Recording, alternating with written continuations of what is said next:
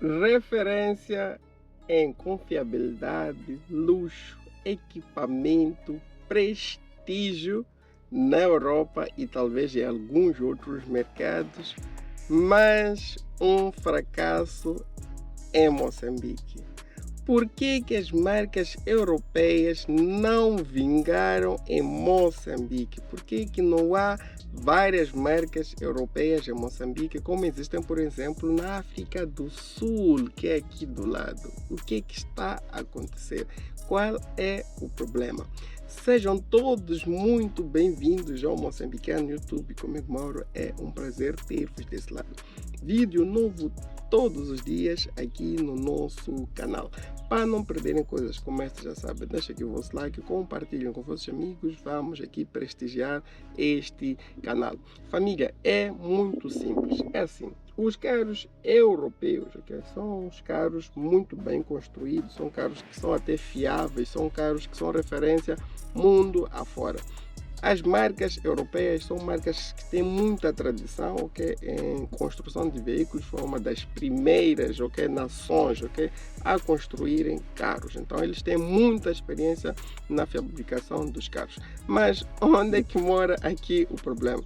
O primeiro deles, antes mesmo de começarmos a ter carros japoneses aqui em Moçambique, tínhamos algumas marcas europeias. Aqui tínhamos os Peugeots da vida, tínhamos os Opels, okay? Tínhamos estas marcas mais comuns lá na Europa, mas tínhamos aqui alguns exemplares desses carros. Onde mora o problema? Os nossos mecânicos não conseguiram adequar-se, okay? Não conseguiram ter conhecimento necessário para fazer a manutenção desses carros. Consequentemente, o que acontecia? Nós até podíamos ir à África do Sul e ir lá comprar um Opel da vida, que lá é um carro comum, um Audi, que lá também é um carro comum, um VW, lá é um carro comum. Levávamos cá para Moçambique, mas não tínhamos ninguém para assistir a esses carros. Os carros vinham aqui e andavam enquanto não se estragasse, ok? São carros muito, mas muito tecnológicos. Diferente do Japão, por exemplo, que os carros mais tecnológicos são os carros mais refinados e são carros que são para pessoas que tenham um poder aquisitivo muito interessante. Os carros europeus, desde os mais simples, para eles são simples, mas para nós já eram carros complexos, ok? Nós podemos aqui ver um Mercedes classe C. Lá é carro de taxista, é carro para fazer táxi. Aqui é carro de luxo. Então, lá o Mercedes classe C, ele já era muito tecnológico, apesar de ser considerado um carro de entrada na altura da própria gama da Mercedes. Mas aqui era um carro cheio de tecnologia, repleto de equipamentos e não tinha ninguém para assistir esses carros. Desta forma, a solução para um mercado emergente foi buscar carros no Japão. O Japão, o único país, é detectora de muitas marcas e a maior parte delas são as melhores marcas em termos de confiabilidade, resistência, manutenção simples, mundiais, ok? Num único país nós conseguimos encontrar soluções de vários segmentos. Temos automóveis, temos SUVs, temos picapes, temos minibuses, temos comerciais leves, comerciais pesados. Então, este país conseguiu responder à necessidade de muitos setores de transporte em Moçambique. Um único país conseguiu responder isto. Se formos olhar para marcas europeias e nós consumimos carros usados, vamos aqui olhar primeiro para a nossa geografia e para a nossa história. Nós conduzimos do lado esquerdo, os volantes têm que estar no lado direito. Vamos olhar para a Europa. Temos muitas marcas, a maior parte delas é o país que mais concentra marcas. É a Alemanha, que temos ali Audi, BMW, Mercedes-Benz, okay? Temos Opel, ela consegue concentrar a maior parte das marcas europeias. Mas eles conduzem do jeito ao contrário em relação ao nosso, que é o volante fica para aquele lado, ok? E o carro anda mais para a direita.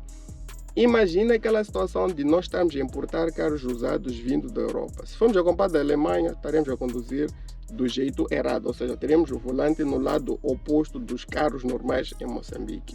Teríamos que fazer adaptações para tirar o volante de lá para cá.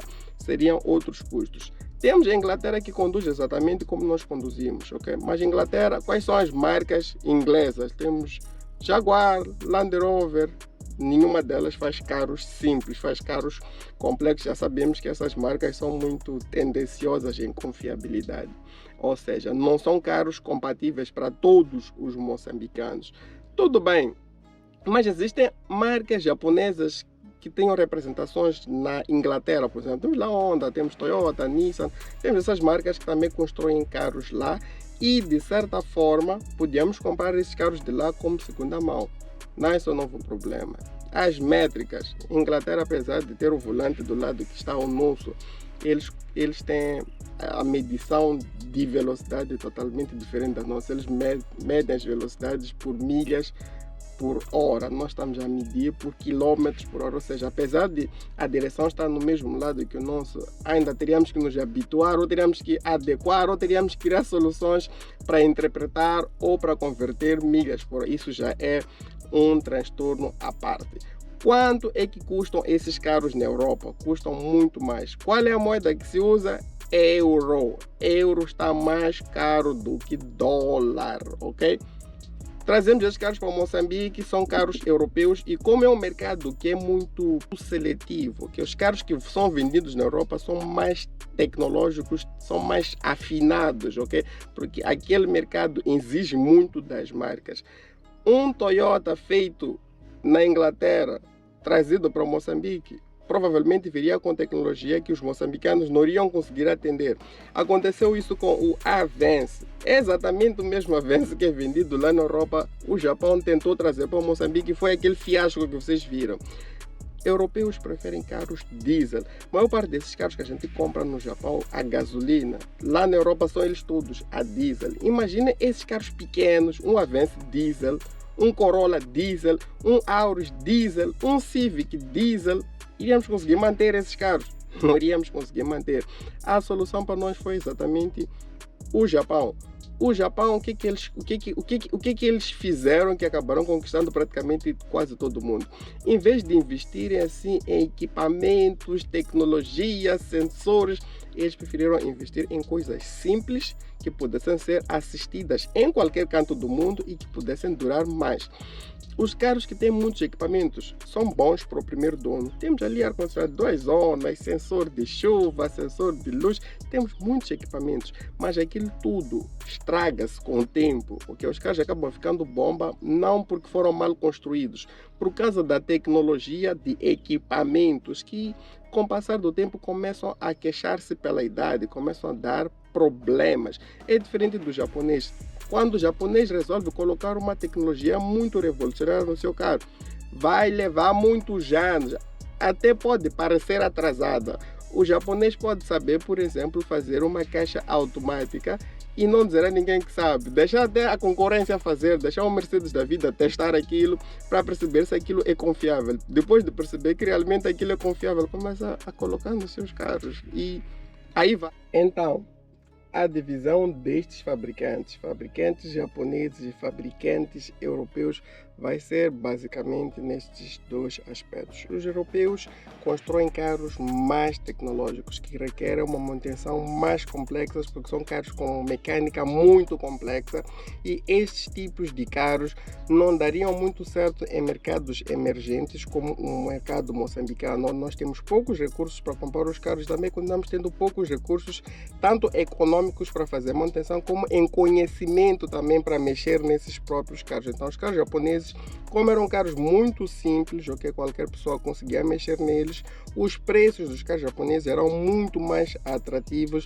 Praticamente nós não precisávamos mudar nada nesses carros, nem na nossa própria legislação esses carros atrapalhavam alguma coisa, porque tinham direção no lado certo, tínhamos uma mecânica um pouco mais simples que qualquer pessoa conseguia mexer, os preços também eram atrativos pelo que os carros ofereciam. Nós na altura usávamos carros muito antigos da África do Sul, não tinham ar-condicionado, não tinham direção, não tinham nada, mas os carros japoneses já tinham isso e eram coisas que foram testadas por muito tempo, eram de certa forma coisas confiáveis, ok? Não estragavam-se do dia para a noite. Mas então, começamos a desenvolver e já podíamos, ou já queríamos ter coisas mais tecnológicas, queríamos ter carros com mais equipamentos, carros com mais tecnologias, carros mais seguros. Como é que a gente não passou a parar de importar carros simples japoneses para começarmos a comprar carros mais tecnológicos europeus? É muito simples. Os japoneses não que não sabiam fazer carros tecnológicos, mas eles preservavam mais a imagem das próprias marcas. Eles frisavam mais aquele aspecto, o slogan, né? Carro indestrutível. Eles já sabiam fazer essas coisas todas, mas ainda não tinham matéria suficiente para começar a colocar isso em larga escala nos seus carros, sob o risco da fama dos japoneses construírem carros duradouros, carros que não se estragam, começar a entrar em colapso. Podemos ver aqui ao exemplo dos carros europeus. São carros realmente de luxo, têm muita tecnologia, mas muitas daquelas marcas estão associadas em falta de confiabilidade justamente por causa da densidade de tecnologia que foram metendo nesses carros. Os japoneses, com o passar do tempo, quando perceberam que a tecnologia já estava a começar a ficar obrigatória em maior parte dos mercados, eles já não conseguiam mais vender carros na Europa, por exemplo, sem CG airbags. Começaram a ter CG airbags nesses carros, mas depois de muito teste, depois de terem assistido várias marcas a se estreparem por colocarem tecnologia lá, porque queriam ser os primeiros, esqueceram da parte. Isto é confiável a longo prazo? Os japoneses não, eles esperaram, perceberam, analisaram e só depois começaram a colocar isto em larga escala nos seus próprios carros. E mesmo assim, hoje em dia os carros japoneses têm muita tecnologia, mas continuam sendo confiáveis e baratos. Ou por outra, conseguem ser caros com muita tecnologia, mas que ainda podem ser assistidos em mercados emergentes como Moçambique. Okay? Eles melhoraram na parte que deveriam melhorar, mas não mexeram demais naquela parte que era mais sensível para países emergentes, confiabilidade mecânica. Então, os donos dos carros simples japoneses podiam até querer passar para marcas europeias que eram mais tecnológicas com o passar do tempo, mas as marcas japonesas começaram a oferecer também carros mais requintados e já não havia mais necessidade de sairmos de marcas simples, confiáveis para outras marcas só por causa da tecnologia. Assim, em casa nós já conseguíamos ter carros, ok, que já nos ofereciam um pouco mais com a tradição de confiabilidade mecânica, com a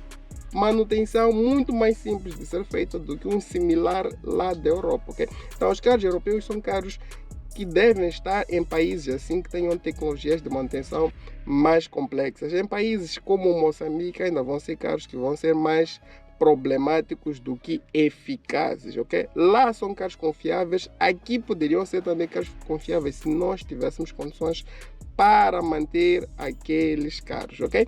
Estamos juntos, família. Aquele abraço.